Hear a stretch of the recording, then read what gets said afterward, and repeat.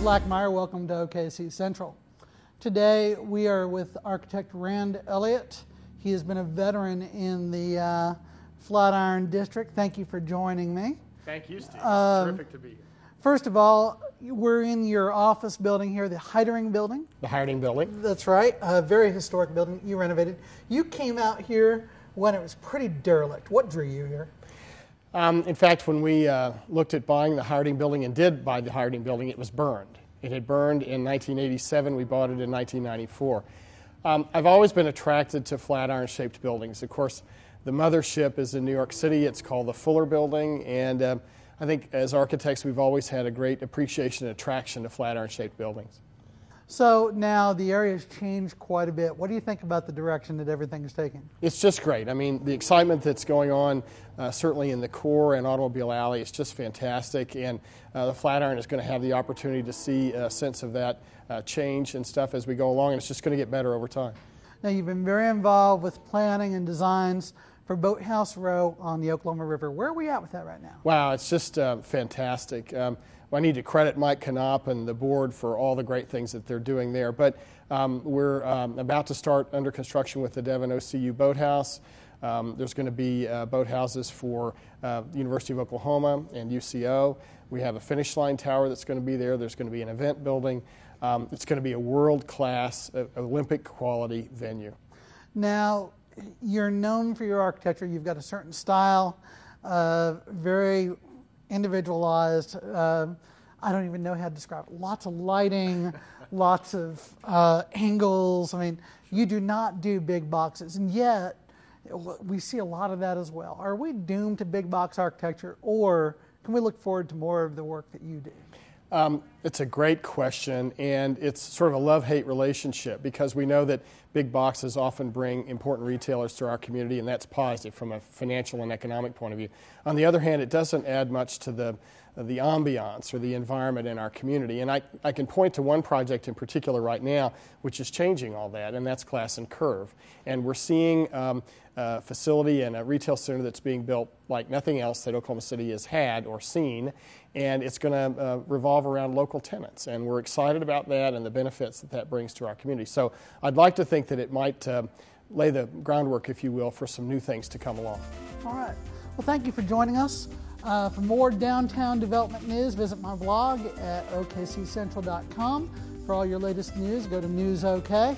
And for restaurant listings, events, festivals, concerts, WIMGO.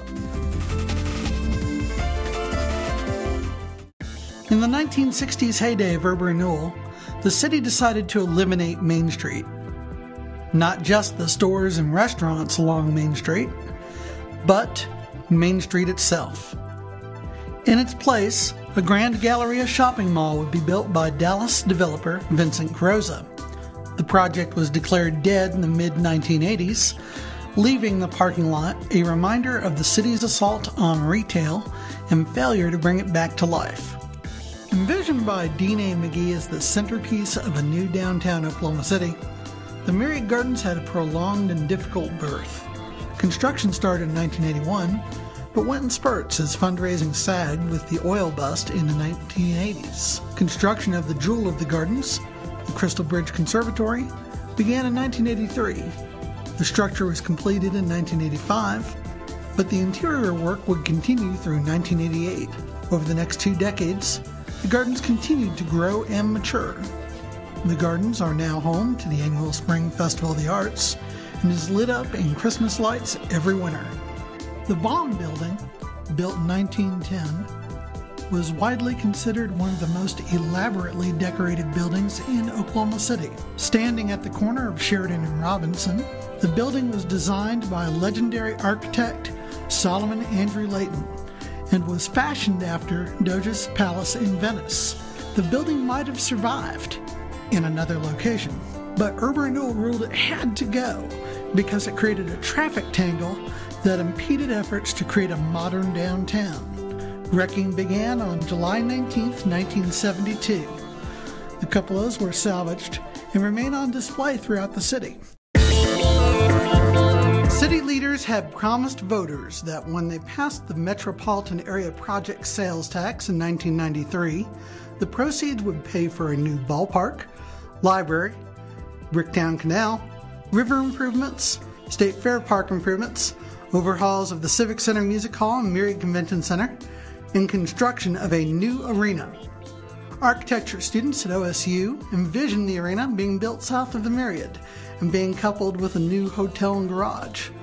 But as the tax began to wind down in 1998, funds were running low, and some feared that costs would skyrocket on the arena and make it more than $120 million. The shockingly low bid of $86 million by Flintco ensured the arena would be built.